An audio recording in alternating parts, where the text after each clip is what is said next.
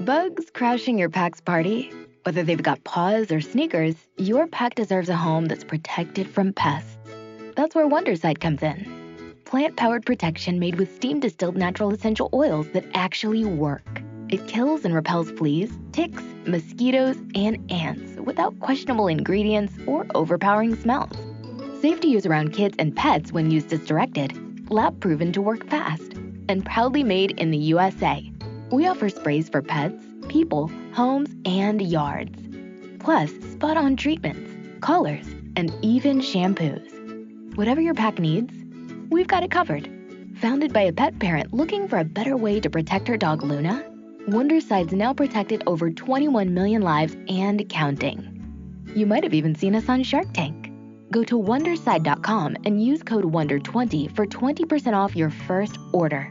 That's WONDER20 at Wondercide.com. Wondercide. Protect your pack with plant-powered Wondercide today.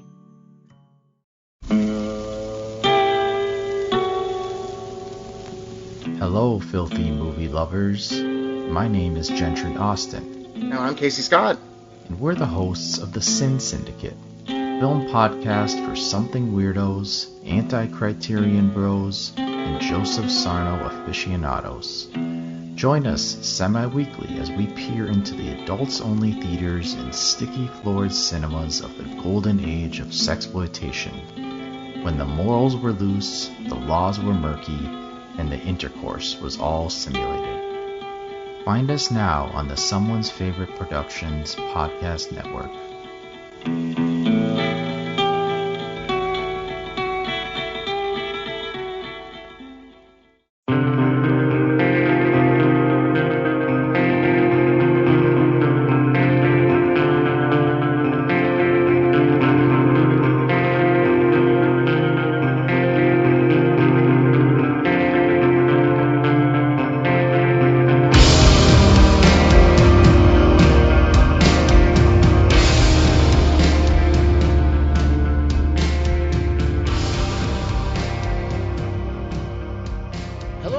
Welcome to the Kulturecast.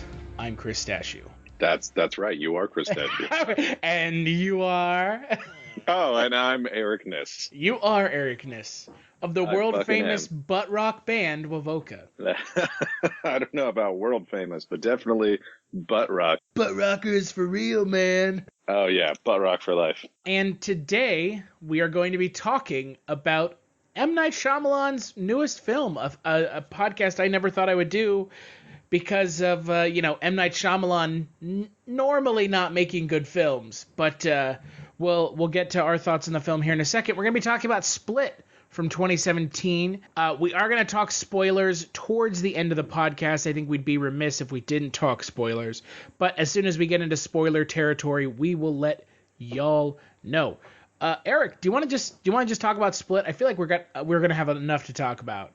Yeah, plus I haven't watched anything at all on Netflix. Neither have I. I started watching OJ Made in America, which is a documentary series from ESPN. It is a 7.5-hour documentary split over 5 episodes, and so far it is really good. So that's all I've been watching. But let's get right into Split because I think we're gonna have a lot. I know we're gonna have a lot to talk about. Yeah. Film came out this year, 2017. It's directed by M. Night Shyamalan, director of such deliciously terrible films as The Village, Avatar: The Last Airbender. I like The Village. Signs, Sixth Sense.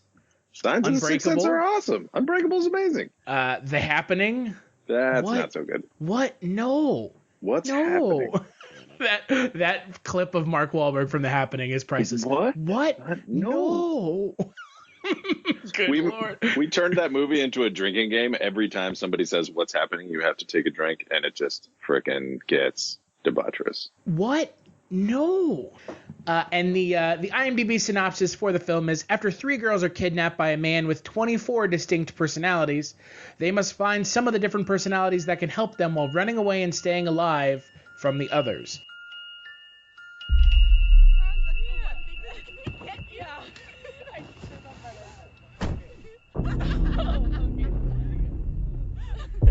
Hey, pardon me, sir. I think you have the wrong car.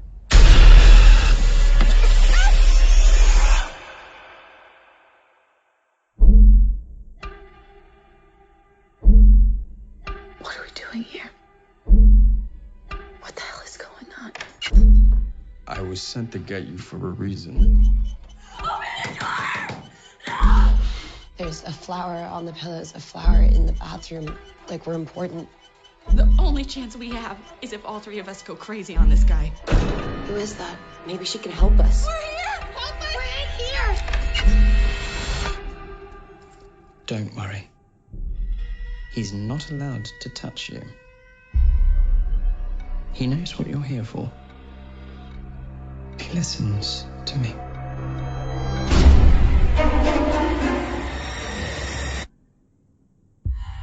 My name's Hedwig. How old are you? 9. I've never seen a case like this before. 23 identities live in Kevin's body. Who are you? Help me get out of here, Hedwig. You trying to trick me? I'll tell on you. Aren't you the clever one?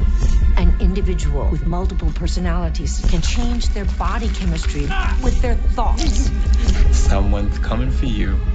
Who's coming? The beast.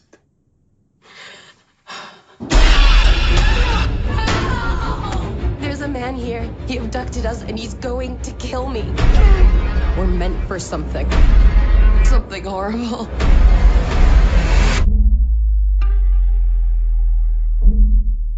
The world will understand now. The beast is real.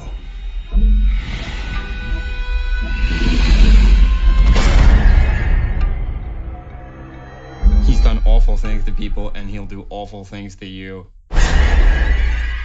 Eric, you watched this film yesterday. I just got out of it earlier this morning. Without spoiling the film, what did you think? I thought it was a really well thought out, well paced, really solidly made movie. Like anytime I try to think about something that like I might want to poke holes in this movie, then that just, those things are like artistic choices and like to taste. Like it's not, nothing is technically wrong with this movie, in my opinion, like at all. There's nothing that I would say about this movie really negative. Yeah, without really talking about the movie at all, it's really well done. It's a really good movie. It's well acted. It's really well directed. What did you think? So, couple things. I've never seen The Sixth Sense, which I know is like surprising to some people, but that movie has just never really, like, once you know the twist in that movie. Yeah, it kind of ruins it. Yeah, like I have no interest in seeing the film, and that's, you know, that might be a little callous of me because I'm sure the film still has a lot of good qualities, but, you know, I haven't gotten around to seeing Sixth Sense. I want to say the only other Shyamalan films I've seen are The Visit from last year, which was surprisingly decent. It was really more funny, but like unintentionally funny than it was scary. Yeah, it was a strange film. And then I've seen Devil, which he produced with some good friends of the Kulturecast, the Dowdle brothers, who I spoke to about their film, The Poughkeepsie Tapes. But yeah, that's right. I have not really seen a whole lot of M. Night Shyamalan films. So. Oh, I've seen them all. So. Right. Yeah. And so that's kind of like there. I know that there is this like this real undercurrent of like, M. Night Shyamalan's a terrible director. No, that's not true. He had a lot of really great movies. He pumped out like 4 amazing movies like in a row. And then after that, it was like he did some weird movies and then he did some really bad movies. And then he just kind of stopped. Like The Last Airbender. Yeah. So like The Last Airbender basically like killed his career for a while. 3 years. And but then he directed After Earth, which was no better. Oh, I didn't even realize he directed After Earth. Yeah, because that's a shitty movie. After Earth killed Will Smith's career. He was gone for 3 years, and then he came back and directed After Earth, and then it was another 2 years until he directed Wayward Pines and The Visit. Yeah. So. Yeah, I mean. And from everything I've heard, Wayward Pines is middle of the road, good, very Twin Peaks-esque. Yeah, it's a total like Twin Peaks ripoff. I mean, it's based off a series of books that are pretty much blatantly like a Twin Peaks ripoff. Right. I don't know. I watched a few episodes of it, and it was kind of mediocre. I'm not a huge hater on M. Night Shyamalan. I know that his movies aren't great. I know that they've made a ton of money, but I know that, films like Lady in the Water or The Happening were not exactly critical masterpieces. So going into Split, I really didn't know what to expect. Even though I had just watched The Visit, which The Visit will kind of, it'll go down as a film that I think you're right. It's more funny and unintentionally funny than it is scary. Yeah, I was... Hey, this is Jason Kleberg from the Force 5 podcast, a show that forces a guest to come up with a movie-themed top 5 list topic, and then we reveal our picks on air. Top 5 heist films, top 5 tearjerkers, top 5 movie dogs. Every show you'll be asking yourself, what would be on my list? Guests include directors, screenwriters, actors, podcasters, musicians, authors, and even a professional wrestler. Subscribe to the Force 5 podcast, and you won't just be a listener, you'll be a list nerd. The Force 5 podcast, available wherever you're listening now. Openly laughing during that movie when I saw it in the theaters with everybody else. And there was really no part of the movie that we all went, oh. Right. And it has a twist, but I don't think the twist is... I don't know. I don't think the twist is shocking or surprising. I felt like the twist is okay. All right. Yeah. But this film, on the other hand, this film is really good. It is. It's really, really well made. I didn't like or had, negative feelings on M. Night Shyamalan, and someone told me to watch this film and didn't tell me that this was an M. Night Shyamalan film, I wouldn't know that it was an M. Night Shyamalan film. Yeah, it really, for me, it definitely feels... It's a very tightly directed, small-scale film. Yeah, it definitely feels a lot to me like some of his earlier movies. Where everything, like I said, where everything's just really well planned out and just really tightly executed. There's a lot. The whole setting of this movie, it basically takes place in, one small area. It's not underground maintenance area. Yeah. And so set wise and things like that, you're not the actors, they're not traveling great distances or dealing with these, massive set pieces or anything like that. It's a really tight claustrophobic space. And so it's really, you're honed in on the actors and their performances, and their performances were amazing. James McAvoy is absolutely fantastic in this movie. Right, because the plot of this film being it's one actor playing several different characters, and in some scenes in the film they're switching on the fly. Oh, yeah, and they're talking to each other. Right. And this film lived or died on whether or not James McAvoy is able to carry this film. And I think he did a great job. He totally carried the film. He didn't... And I'm not saying carry in a derogatory sense. No, as in the movie needed to be carried. The movie, he puts his film on his back, and this film is better because of how good an actor he is. Oh, exactly. If you don't have the performance that he put into it, then this movie is a pile of shit. Because... it's so focused, it's so centralized around his character that without his character, then you don't have a movie. Right. And I think that's a testament to M. Night Shyamalan and Jason Blum. Because again, this is a Blumhouse film, and this shouldn't even be surprising at this point that Blumhouse felt Blumhouse is, if you want thrillers that edge into horror, or horror films that are edging into thriller, or just good genre films, it's going to be a Blumhouse. Yeah, it's got to be a Blumhouse film. They're going to produce every slightly larger budget, and even a lot of the smaller budget horror and thriller films that I've seen in the past 3 years or something like that. All of them have Blumhouse in front of. The Gift, Blumhouse film. The Visit, Blumhouse film. Yeah. Ouija, Origin of Luigi, Blumhouse film. Luigi, Origin of Luigi. Oh my god. Waweg, Origin of the Waweg board. Now do you see why I've been saying Origin of Luigi every time you say it? You're fucking welcome. Ouija, Weegee. Oh my god. A quiche board? A quiche board? Blumhouse also is producing the new James Gunn written film, The Belko Experiment, which is supposedly really good. I mean, Blumhouse films are, if you are a horror director or a horror script writer, Blumhouse is where you want to have your film produced.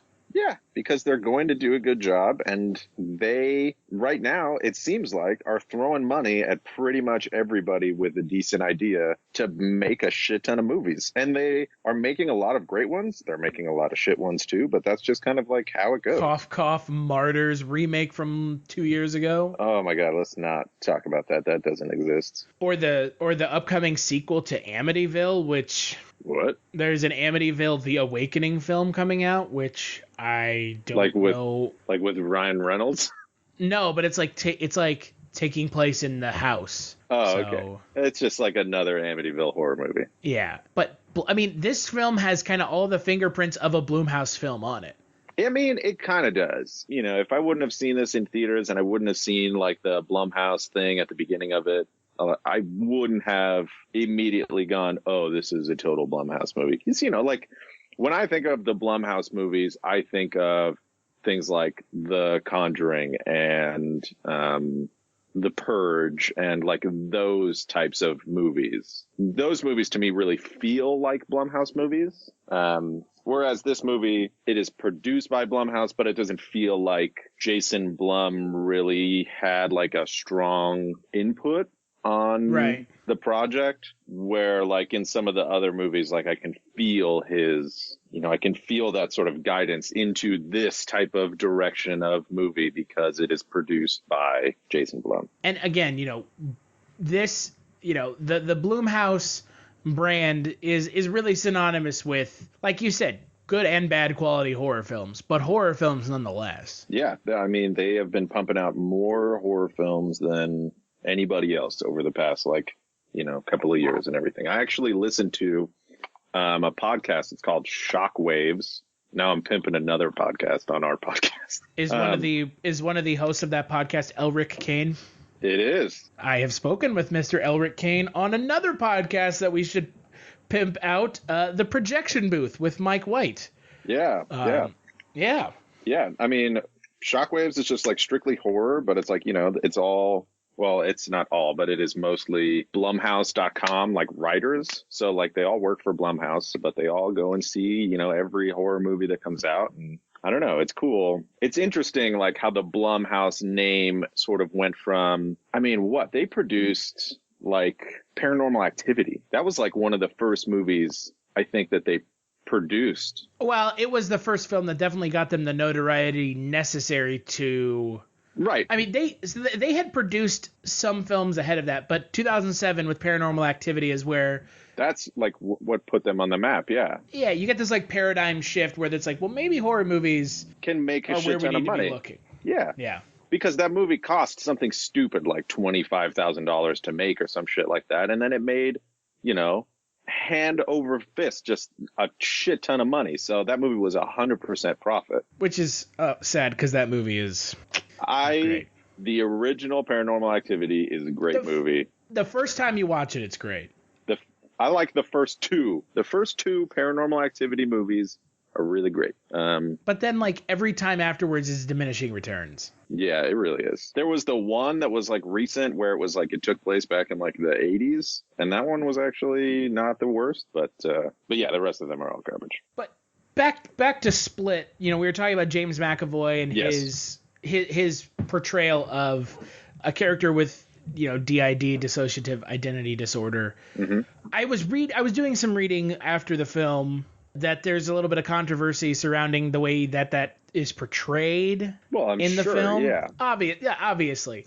You know, even if it's not quote unquote realistic or, you know, true to what a lot of people who have that condition actually exhibit, for a stylized cinematic version, it works really well, and it's some of the best kind of portrayals of that I've seen in a film. Yeah. Because you have other films that have this similar like gimmick, and in other films, obviously, it's like, oh, he didn't know the whole time that he was doing all this. So in other films, that's the twist, that there's another personality. The film I'm thinking of, My Bloody Valentine, where Oh, it's yeah. like, the whole film is predicated on this giant twist. In this film, I mean, it's from the trailer, from the get-go. You completely see where this film is going. Yeah, and that like irked me actually quite a bit. I was like, I would have liked this movie even more if they would have given me the world's simplest trailer. I would have totally gone and seen this movie. Like, you could have given me like a really creepy, really minimalist trailer and told me almost nothing about this movie, and I would have gone and seen it, and I would have been even more blown away by the stuff that's happening in this movie, because they give away a lot in the trailer. Yeah, they do. They really do, and it's a big bummer. Because I feel like if I had walked into the film not having any idea that James McAvoy has DID, I probably would have enjoyed this film even more than I did. So, or that there was like a 24th personality in question. Right, exactly. So it's like the movie is called Split. So obviously something about that, you can talk about the fact that he has like possibly multiple personalities and things like that. But then like the scene in the movie that is in the trailer where one of the girls is looking through like the crack in the doorway, and she sees what she thinks is a woman standing in the room talking to Dennis. And then the door is opened, and it's James McAvoy just standing there in like, in a sweater and a skirt and in like heels. And they showed that in the trailer, right? And they showed that in the trailer. And I'm just like, that's the kind of stuff that you don't want to show in the trailer, because you want to really, I wouldn't have shown it in the trailer. I don't know. For me, that was like one of the sequences that they shouldn't have given up. But they did. So yeah, no, I agree. I feel like in this day and age, there are very few films that go out of their way not to ruin plot points. Yeah. Star Wars Force Awakens was one of them, but there are a lot of films where a lot of the film is revealed by the trailer. So that being said, the film's still great. The film's still great. Yeah, it's still awesome. And Anya Taylor-Joy is so good. She's really good in this movie. And she was good in The Witch. We're going to talk about The Witch here again. Yeah. Like the umpteenth fucking time. Yeah, but she was really good in The Witch, and then she's really good in this movie. She's not the problem with The Witch. No. The problem with The Witch is because you hate hipsters. That's the problem with The Witch. No. Wouldn't it be I hate The Witch because I am a hipster? No. And I hate everything that other people like? No. Isn't that what hipsters do? No. I liked horror before horror was cool, man. Oh, God damn it. You're welcome. But Anya Taylor-Joy is great in this film. No, she's amazing. Even the other two girls who I don't know their names off the top of my head. Haley Lou Richardson and Jessica Sula. There you go. They are also, even though they are not, given the spotlight as much as, Anya Taylor-Joy is, they do a really good job too. It makes the whole situation like this actually very believable situation. And apparently it's like loosely based off some stuff that happened in real life. So right, and that's kind of my like thing about this film, is that it's very obvious very quickly who is the final girl. Well, right? The whole movie is her. And right, and it even there's even like massive flashbacks. And when we get to spoilers, we'll talk about that, because I feel like if we talk about that, it kind of transitions into. No, this movie is impossible to talk about without talking about spoilers. So it's like right now we are just talking generalities about, was it good? Were the performances okay? If we start to actually talk about the movie, it's going to be spoilers immediately. So yeah, and M. Night Shyamalan is in this movie, because of course he is. Yeah, he's cameos in every one of his movies. Yep. And I was really happy that I was like, oh, he's in it. What's up, man? You totally don't look out of place or anything. And he's just like chatting about Hooters, He's just like. And I feel like that's like the way he actually is in real life. He's like, yeah, I like Hooters. I love chicken wings from Hooters, obviously.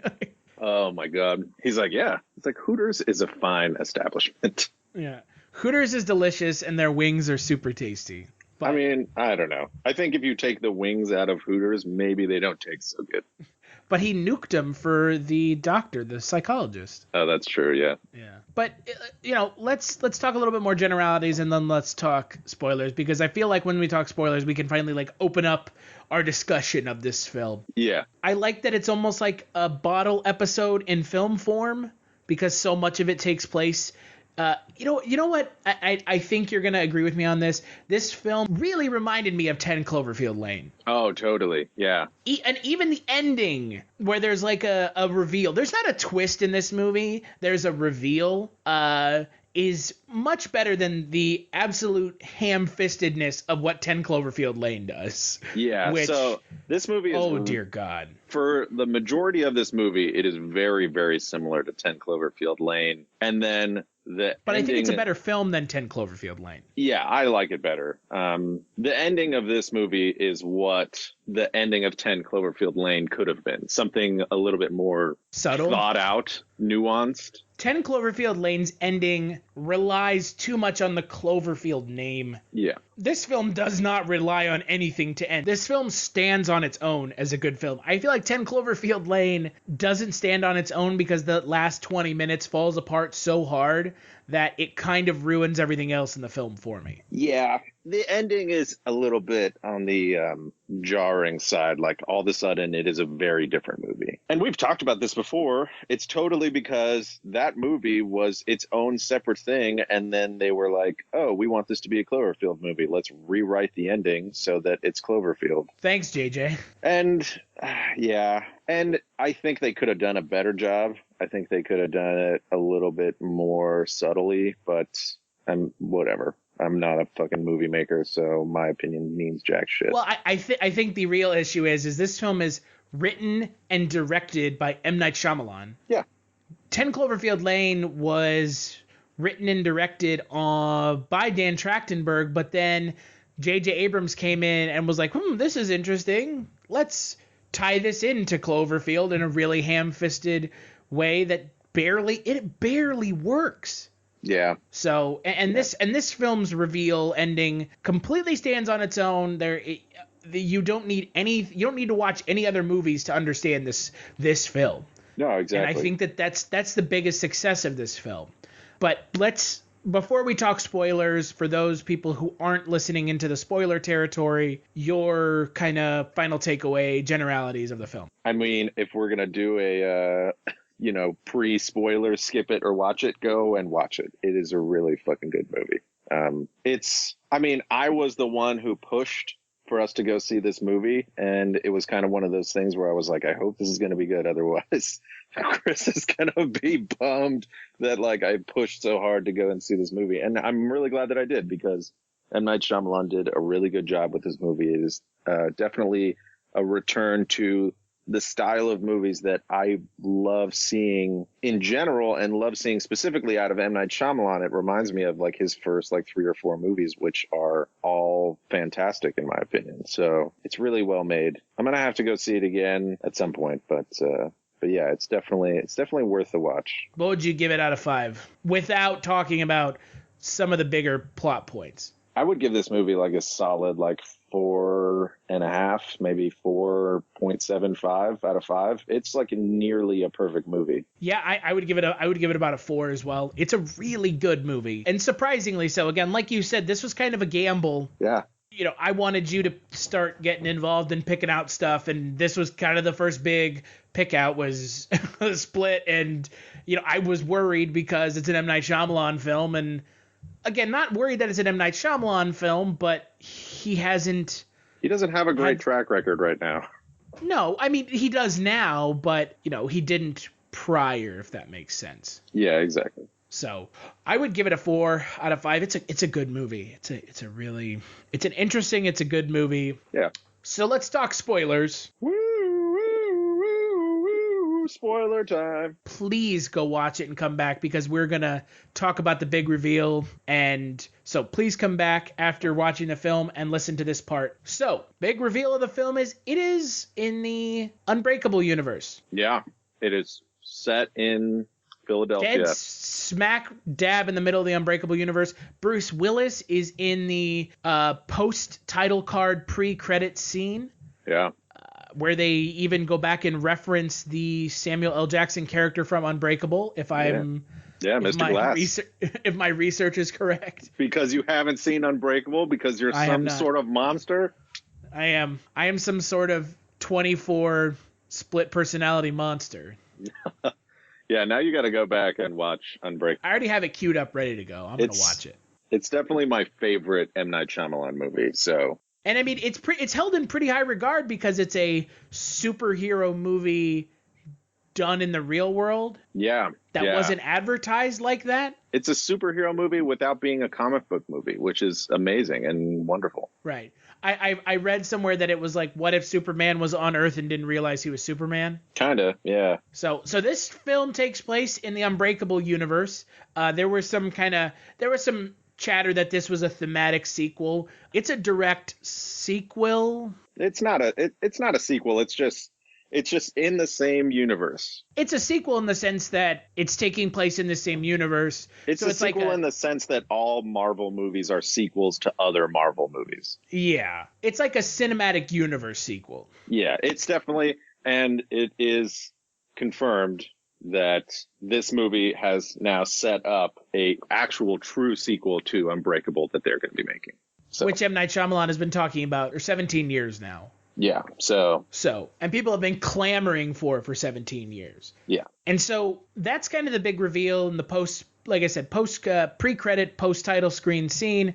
There is Bruce Willis sitting in a diner. Well, you don't see Bruce Willis until the very end, and they're talking about how this new villain has been given a nickname, and then a woman is like, what was the name of that guy in the wheelchair 15 years ago? And then Bruce Willis is like, Mr. Glass. That's the end of the film. And Bruce Willis kind of has this look of like, I have to deal with this shit again. So yeah, I'm really excited to see where this goes, because the character of Kevin from Split is such an interesting villain idea. Yeah. That I feel like Unbreakable 2, or whatever it's called, really, really, really, he needs to knock it out of the park. Yeah. Yeah. Especially now that it's been so long since the first Unbreakable, and then they set it up with this movie. It's basically, you have a whole movie that is a setup for another movie. I mean, this is the origin story of a villain. Yeah. And this was a really good standalone movie. And without that sequence at the end, it would have been fine. It would have been, that it wouldn't have made this movie any worse. It wouldn't have, taken away any of my excitement for this movie. But to have that sequence at the end made me more excited and like this movie even more, knowing that he has tied it into that universe. And that's like a big deal. So he's now like basically hyping himself up pretty fucking hard for the next Unbreakable movie. And if it's a dud, it's gonna be, it's gonna be The Village all over again.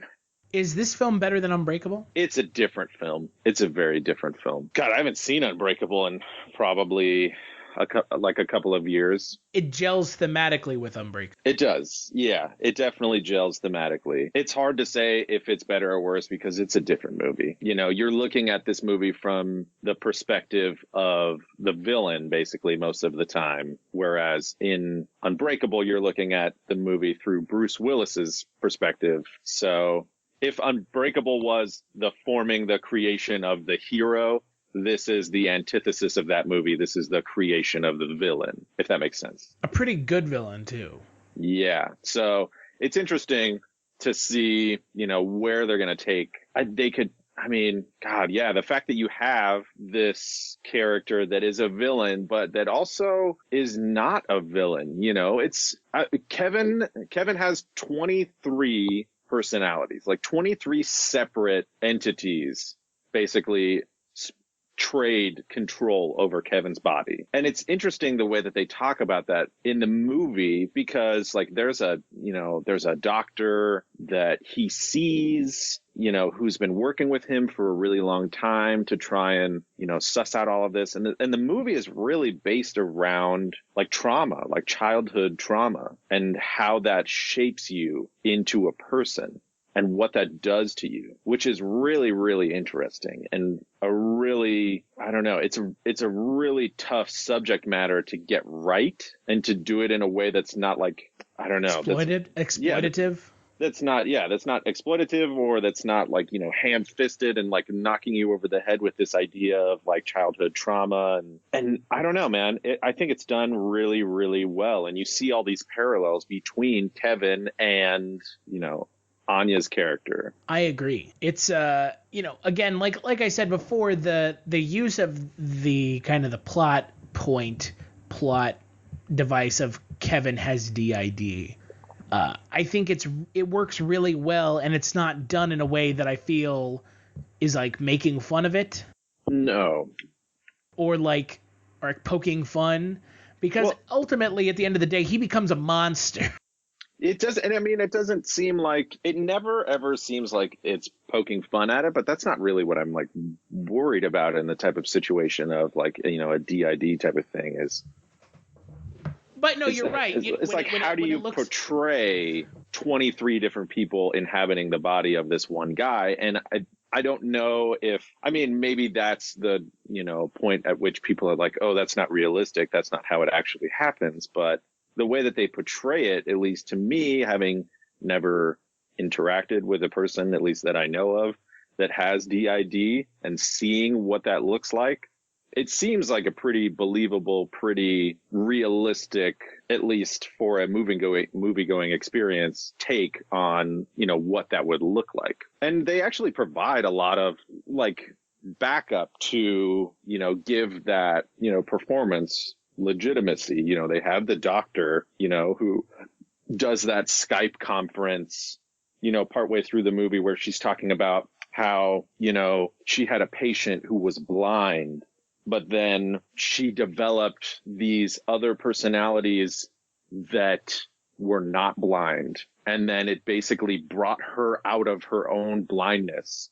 It's, like how one of like Kevin's personalities is diabetic and like needs insulin, but the other ones don't. So it's weird. It's stuff like that, like how and they talked about that in the movie in a lot of different ways, to like sort of give legitimacy to, the whole DID situation, and the way that they bring it into the creation of the beast, the creation of, what at the end of the movie they call the Horde, which is like the most badass, like evil villain name ever, is really, really cool. How it's you have these like basically these three personalities in Kevin that are basically, they take over for the other 20 personalities, and they basically suppress everyone else so that they can bring in this new personality called the Beast. And it's like one of those things where it's like the creation of something completely different. And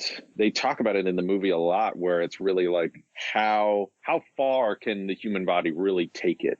Like how it's really about like the potential of like the brain to unlock superhuman abilities, which is really kind of what Unbreakable is about. It's about like, these like subtle mutations that then like, unlock these abilities in people that we don't even know about. And it all happens through trauma. Well, and Unbreakable, yes. Oh, yeah. Well, it didn't happen through trauma. He just found out about it through trauma. The whole thing about Unbreakable is you have Samuel L. Jackson's character, Mr. Glass, who basically, spoilers from, 15 years ago, is basically doing all of these like domestic terrorist acts and like blowing up planes and trains and buses in order to find somebody who is his opposite, because he has some degenerative bone disease, which basically makes it so that if he slips and falls, he's going to break his leg. He is so fragile that he thinks in his mind,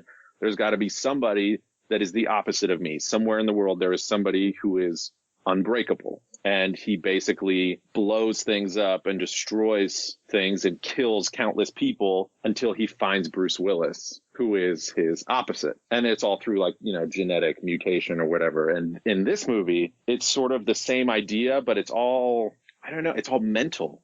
It's all, he has this disorder where he has all these personalities, and then you have these two persons that are like these weird religious fanatics, and they believe in this other entity that everybody else is like, no, you're crazy, or like, no, you can't do this. And they make it a reality, which I mean, I don't know.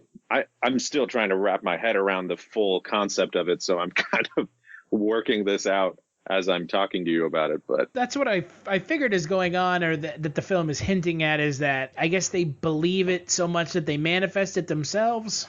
I mean, yeah, it's it's one of those things where they talk about it in the movie a lot with people who have DID, is one of the personalities believes something so strongly that they make it true, you know, like the woman who was blind but developed a personality that wasn't blind. Then she was all of a sudden not blind anymore because that personality is not blind. So she developed eyesight through that. I don't know. And I think it's really cool that this film is tied into Unbreakable. Yeah.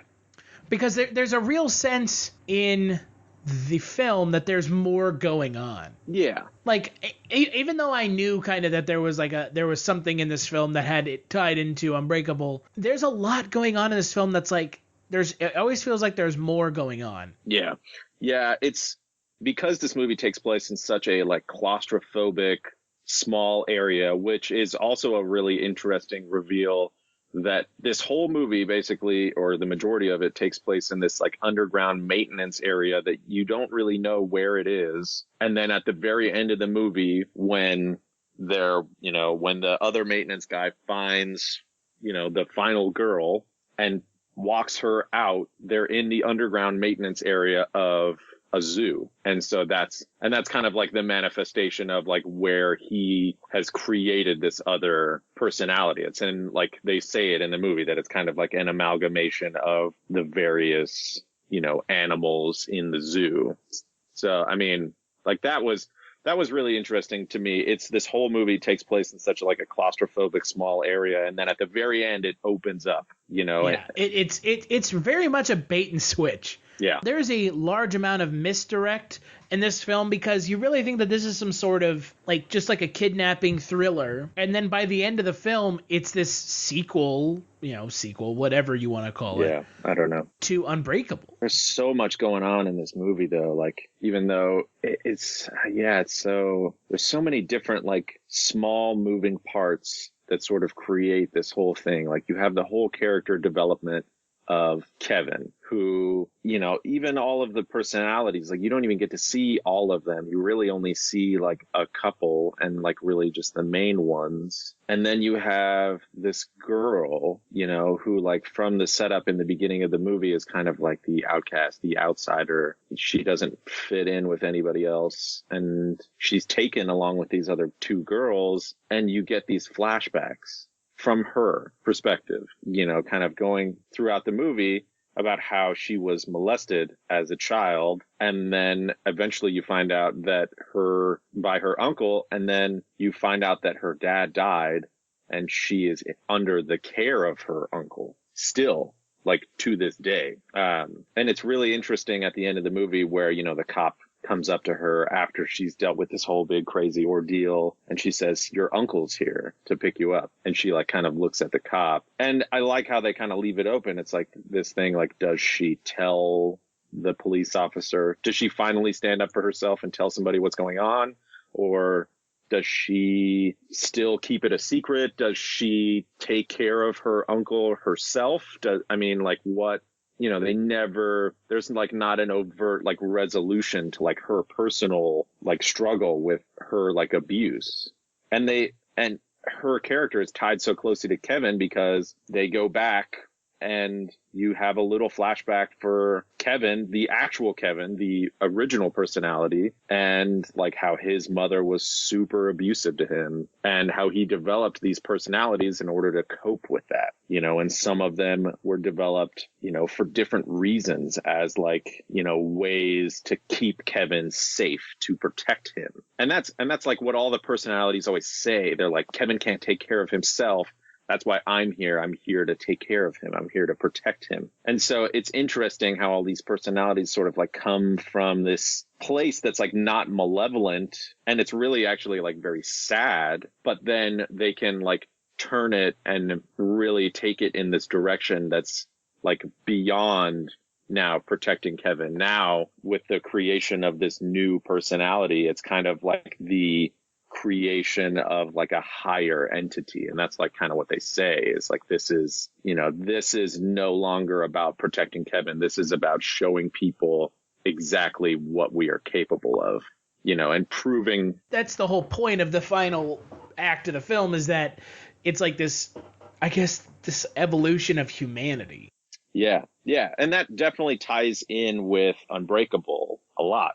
Because that's, what the whole theme of Unbreakable is, there might be superheroes among us. That is just like an evolutionary thing, and this is kind of like another take on that idea. So how do you feel about the fact that it's connected to Unbreakable versus if it hadn't? I would have still totally loved this movie, even if that Bruce Willis scene didn't happen. But it's like one of those things now that you throw in that scene. Now all the parts of the movie that really meant one thing and had one connotation now have two meanings and have really two connotations. They have the direct meaning that they have for this story, but then they also have this alternate and secondary meaning that ties everything into Unbreakable and to the sequel. How is this going to all tie in with Bruce Willis's character and in that universe? And I think it definitely enhances the movie for me, especially because I love Unbreakable and it's an awesome movie. And I think after you watch Unbreakable,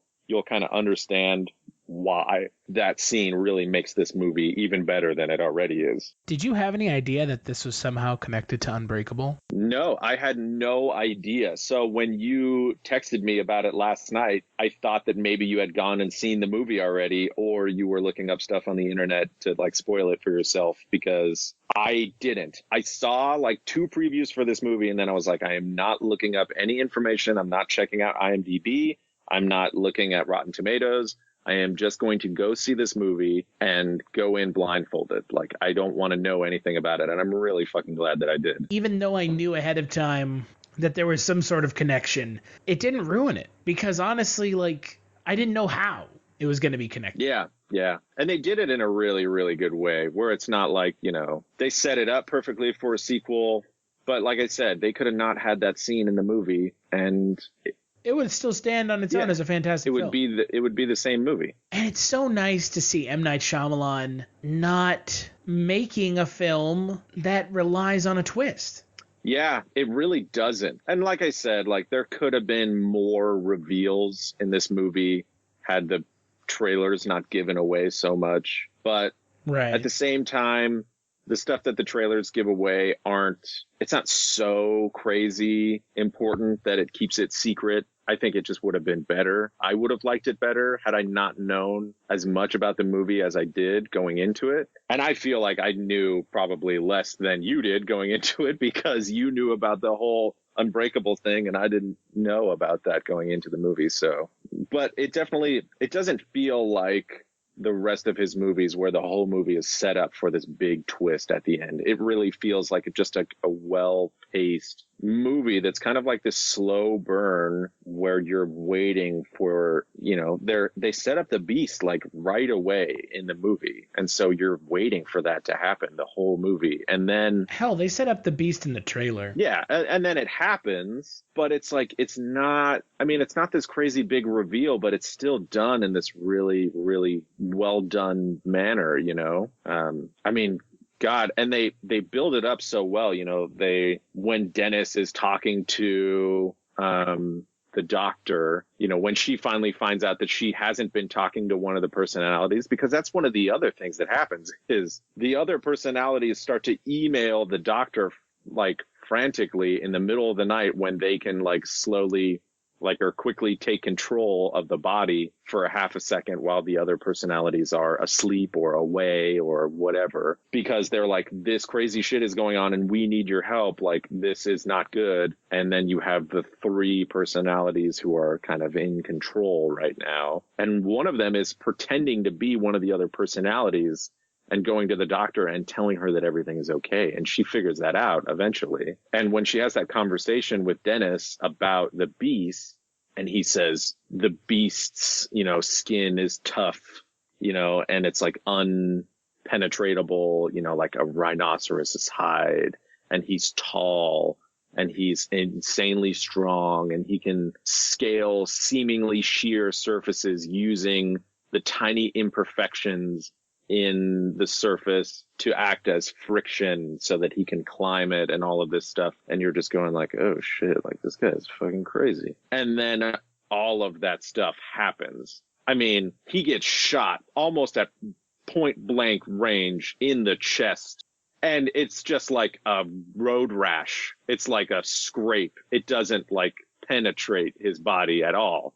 Like he's bleeding, but with a shotgun shot to the chest, he would have a gigantic hole in him normally. And right. It doesn't. So it's really like it does become this thing where they have actually created what is like a super villain. And, you know, the big reveal, I mean, I don't know. There's multiple like small reveals in this movie, and it's reveals that you're not expecting, you know, like when you finally see, you know, Anya's character's, you know, body, and she has all these scars and burn marks, you know, on her chest and stomach and everything like that. And the beast sees that, you know, and then he sort of leaves her alone because, you know, the broken are the more evolved is what he says.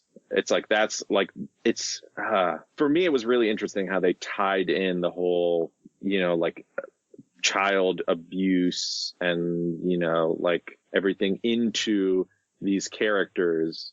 And they tie into each other, and they're very similar to each other, just like on really like opposite ends of the spectrum. You know, you have Kevin's character who has developed all these personalities as a coping mechanism. And then you have, you know, the girl who really has just like shut herself away from everybody else in order to cope. She just, you know, she's constantly getting into trouble so that she is in detention in school because she doesn't want to be around other people and she doesn't want to go home. It's interesting. I mean, there's so many, like I said, little moving parts of this movie that all sort of come together to create this really compelling story. It's really, really well done. And ultimately, at the end, there's still some questions left unanswered.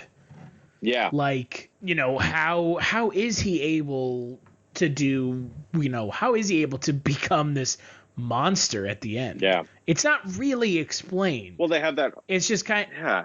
It's just kind of like, well, he, you know, the trauma and the DID has allowed him to manifest his, I don't know. It's like the doctor says in the movie, you know, you see these people when she's talking to like her nosy, like old lady, shitty person neighbor. He's like, how do you deal with those people? I don't like them. They're weird. Like, how do you, you know, like do this or whatever? And she's just like, well, you see these people as less than, you know, or not our equals. But what if they are more than us? What if they, you know, what if they have unlocked something because of their trauma that we haven't? And that's kind of like what the whole premise of, you know, Kevin is. You know, it's the trauma has unlocked this unknown potential in his brain, in his body, that he can now manifest things into reality that the normal human being would not be able to, all because of the trauma that he suffered as a child. It's sort of like it broke him in such a way that now he can, I don't know, now that he can create these, you know, other personalities and they manifest themselves in really real ways. It's interesting. And on top of that, they become this monster at the end that is now a super villain. Yeah. Yeah. I mean, that's what they set up the movie for at the very end with, you know, having Bruce Willis in it and everything. So. Right. I mean, even if the film didn't have that at the end, you still have this open end. So there needs to be some sort of, you know, some sort of way of tying the film up because the film has an open-ended ending. Yeah. Well, I mean, you have like Kevin gets away and he's having this conversation with himself in the mirror, you know, between like some of the personalities, and they say, you know, what's next, blah, blah, blah. And, you know, the beast sort of says, now we show them what we can do. And so that in itself leaves it open for another movie. And then you have, you know, the final girl who it's left open, you know, as much as she survives and she lives and she makes it out, it's left open, you know, what is she going to do in her situation now with her uncle? I mean, and then they introduce Bruce Willis. I'm interested to see if she comes back in the next movie. Yeah, that was kind of my other big question is how do they deal with her character? I don't think. And is she somehow changed. Yeah, I mean, to go through all the childhood trauma, but then to go through this trauma now. I mean, I don't know. We'll find out. I think that they could make a whole Unbreakable movie and not have her as part of it. Like she was just part of this Collateral sequence. damage. Yeah. I don't think she would necessarily need to be in an Unbreakable sequel, because she's not integral to that story, at least not that we know of right now. But I'm sure they could find some way to tie her in where it makes sense, where she could maybe be the foil for Kevin, because of her relationship to him, and like his, personalities, between Hedwig, the 9-year-old, and Dennis, the kind of weird molesty guy. I mean, I don't know. I think in setting up a final film or a second film, Unbreakable 2, I think that this film ultimately becomes a lot more interesting than just it would have been on its own. Because at the end of the day, I mean, it's a small budget, small scope, like you said, very contained film. And then with the addition of it being connected to Unbreakable and there being this kind of bigger stakes because now his character is on the loose and you don't know what he's going to do. And does he get in contact with Samuel L. Jackson's character? You just don't know. Oh, yeah. It really opens this up for something a lot more interesting and exciting than just, well, okay, and this is over. But again, the way the film ends is that there is more going on anyways. Yeah. Because now he's been let loose on the world. Exactly, yeah. So God knows what kind of trouble he can get into on his own. Yeah. And like, we've kind of said, it's a superhero, supervillain movie without capes, without, the Batmobile, without anything like that. It's like real life superhero, real life supervillain, So how it is portrayed as if it were real without looking goofy. Exactly, yeah. And I really like that. I really like that whole take on the, sort of like superpowers thing, because it's all based in reality. It's based off of, genetic mutation, or X-Men is based off genetic mutation, but you get what I'm saying. Again, it's done in a way that isn't goofy. Exactly, yeah. It's not hokey. It's not like, it's not Marvel or DC. Exactly, yeah. It's not cartoonish at all. This is the superhero movie that DC wishes that they could make. Yeah. Grounded in reality. Yeah. Well, I mean, Batman is going to be as grounded in reality as you can really get because he doesn't have any superpowers. Right, but again, this is taking that idea of grounded in reality to a whole new level. Right, exactly. As long as they don't bring in Zack Snyder to direct Unbreakable 2, I'm going to be okay with it. Fair enough. We didn't really talk about the plot, but again, this is a film that you really should go watch. Yeah. It's so good that, like, I don't want to... We talked about the big spoiler, but I don't want to, like, ruin the film out. I mean, we talked a lot of, like, concepts that the movie brings up, and that's really, like, coming out of this movie, that's what I want to talk about more than anything else, was, like, the concepts that they touched on of, like, the DID and how you can manifest your own reality, through these traumas, and, like, does that make you more than just a man, that you can do this stuff. And I mean, I don't know, they touch on these like big issues, and it's really interesting to me, how they deal with all of that stuff. So I mean, the plot is really well done, and like the journey that you like go through in this movie to like find out and go through all of these things is really interesting. But it's just, I don't know, I think conceptually this movie is a lot larger than it is just if you just look at it at face value, because it's a small scope movie. Like I keep using the word claustrophobic because it kind of is. It's a 2-hour movie, but it didn't feel like 2 hours, which is great. No, it didn't. It didn't feel 2 hours, which is a testament to the quality of M. Night Shyamalan's direction. Exactly, yeah. It really, at no point in the movie was I sucked out of the movie. Like you see a movie and then sometimes a scene will happen or something where you get taken out of the experience, or something kind of rubs you the wrong way and you're like, oh well, that's kind of dumb. And this movie never did that once to me. I was engrossed from the first scene to the last scene of this movie, and it's really it really takes you through everything too. It's not just like this bleak kind of downer of like a thriller movie. Like there's really funny parts, etc. I mean, I don't know. It took you a second to get that one.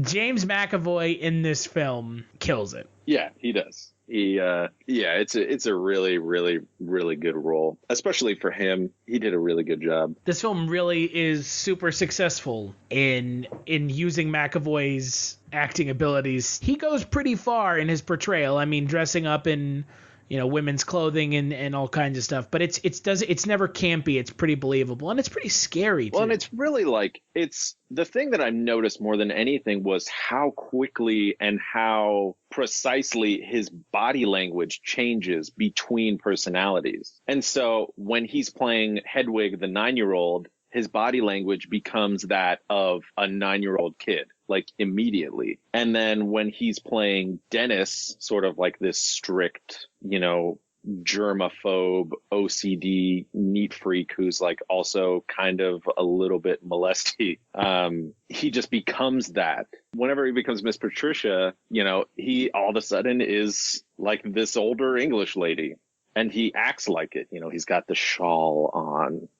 He becomes very proper. He becomes sort of like this sweet motherly character. But there's also these little, you have the innocence of this 9-year-old kid, but he's being controlled by this sort of malicious older lady who's she's really nice. She's really sweet.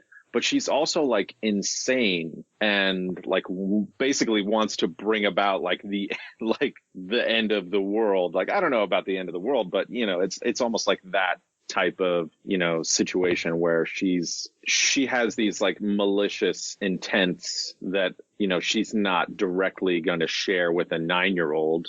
She's nobody will make fun of us anymore. Now they will know that we're real. And so you have these two fanatic personalities that sort of are taking advantage of other personalities in order to get to the point where they can bring forward the beast. I think I could honestly talk about this movie for 6 hours without stopping. Now, there's a lot to unpack. Yeah. And it's one of those things obviously, if you're listening to this and you haven't seen the movie, what the fuck are you doing, first of all? But if you listen to us talk about this stuff after you've seen the movie, everything that we are saying is going to make a lot more sense. And you'll probably, I'm sure there's a lot of things that I am leaving out or forgetting about, or I didn't make connection with X or Y. I do want to go see this movie again now that I know that it's directly connected to Unbreakable, so that I can, it's like the first time you see The Sixth Sense and you don't know that, spoilers, Bruce Willis is dead the whole time. And then you immediately have to watch the movie again, because now watching the whole movie from start to finish, now that you know that he's dead, you can tell that he's dead the entire time. And it's all the little things that you never noticed during the first watching that now you're going to notice the second time through. And that's kind of what happens in Split as well.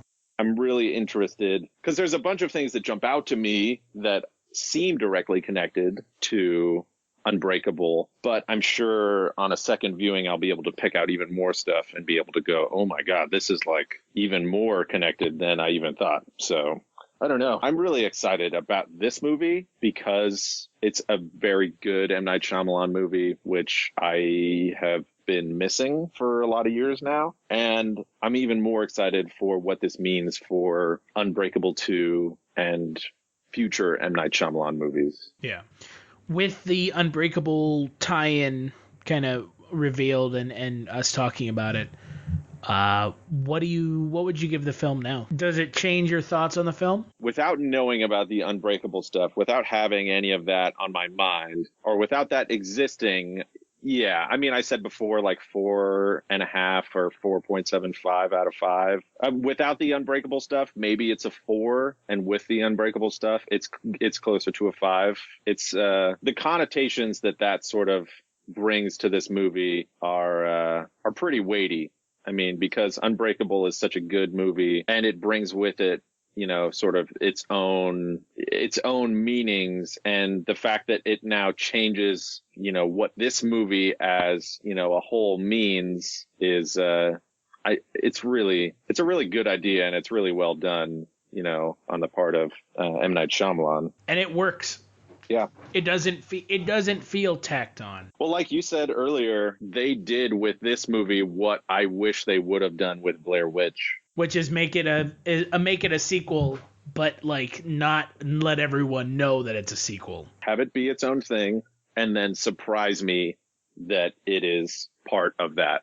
Because it honestly did make my experience with this movie better, having that last scene in there. Because now I think about the whole rest of the movie in a completely different way, you know? So now they're going to take my money twice, because now I have to go see the movie again. And if Blair Witch would have done that, I think I would have liked that movie a whole lot more than I do. Than just bashing you over the head with the fact that it's a Blair Witch film. Yeah. I agree. Yeah, I don't think my score changes for the film, knowing now that it's in this unbreakable cinematic universe that, you know, who knows when we'll get the next film, if there will be a next film. I mean, I'm hoping that there is, just so we can get a resolution to the storyline started in this film. Yeah. But I think that this is a great movie. My 4 out of 5 still stands, and I think this is a really good movie. And this was a good pick on your part. You hit the nail on the head. This could have gone really poorly, and it didn't. It was a good film. Yeah, let's hope that, further picks are as good.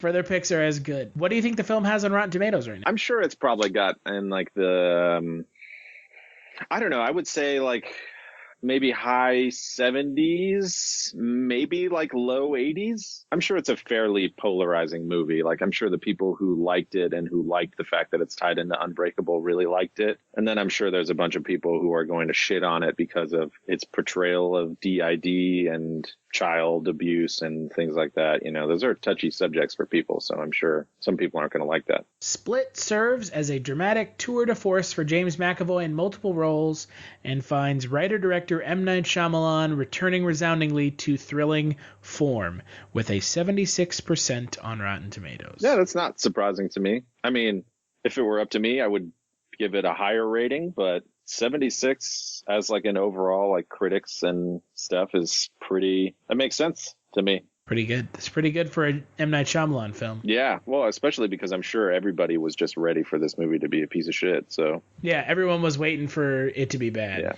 but I'm telling you, man, if they wouldn't have fucking given away so much shit in the trailer, that would be an 86, not a 76. Yeah, they really did. They really gave away a lot. They gave away half the movie in the trailer.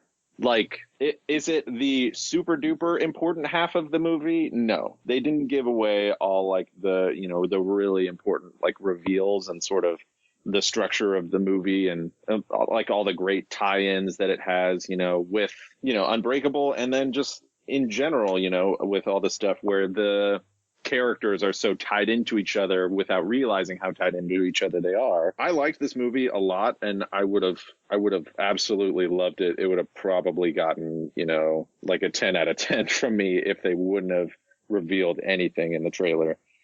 I want to see a movie that surprises me, and this movie did that, but it could have done it so much more, had they not given away so much. Yeah, I agree.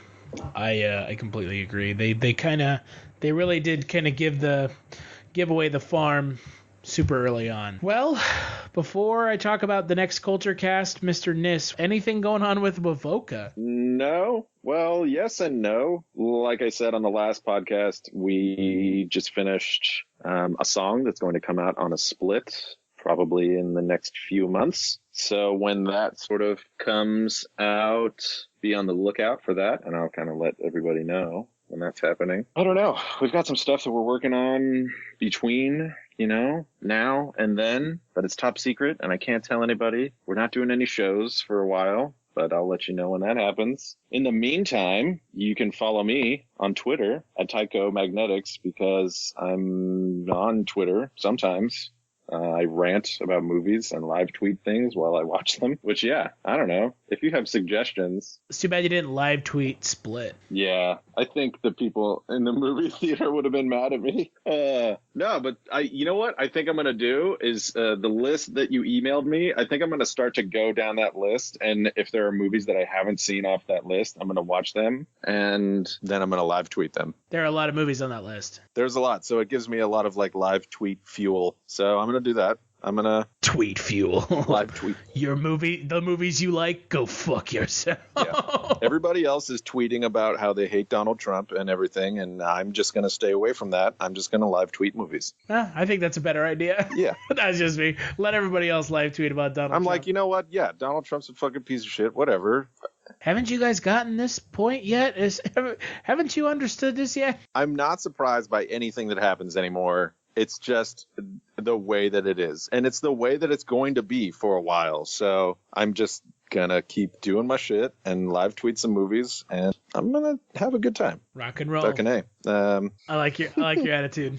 I take a pretty, go fuck yourself standpoint on pretty much most things, so I know the feeling. I can sympathize. You can follow me on Twitter at Kulturestash, and if you like what you're listening to now, head on over to cultureshock.com/Kulturecast to check out 100 plus episodes of the Kulturecast. We're going to be doing a little bit different moving forward. We're moving to one Kulturecast a week with a couple additional ones added in throughout the month for when we decide we're going to talk a new movie.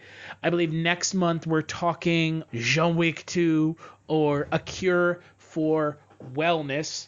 Next week we're going to be talking about Goodfellas, along with a additional podcast where Eric and I wrap up 2016 and our best and worst picks for the year that was 2016 in film. Patreon.com/culture_shocked is where you can go to kick a couple dollars our way. It's not cheap or free to keep the Culture Shocked website and Kulturecast running strong, so every little bit helps. Wovoka.bandcamp.com is where you can go to listen to Eric's band, Snowtown Your Earholes, as he would say. No, I wouldn't say that. Oh, no. You did say it. You did say it, though. You said it on the Snowtown podcast. Oh, no. You did. Browntown, dude. Snowtown, your earholes, murders. Bro. and yeah, so Eric, thanks as always. It's always a lot of fun. Yeah, it's my pleasure. Changing up the way we do things around here. It's actually a little bit refreshing because we'd kind of gotten into a doldrum of just talking old movies and older movies, and it's actually refreshing to talk about new stuff. Feels a little bit more exciting and a little bit more topical. Yeah, and it gives me an excuse to actually leave my house. So yeah, you and me both.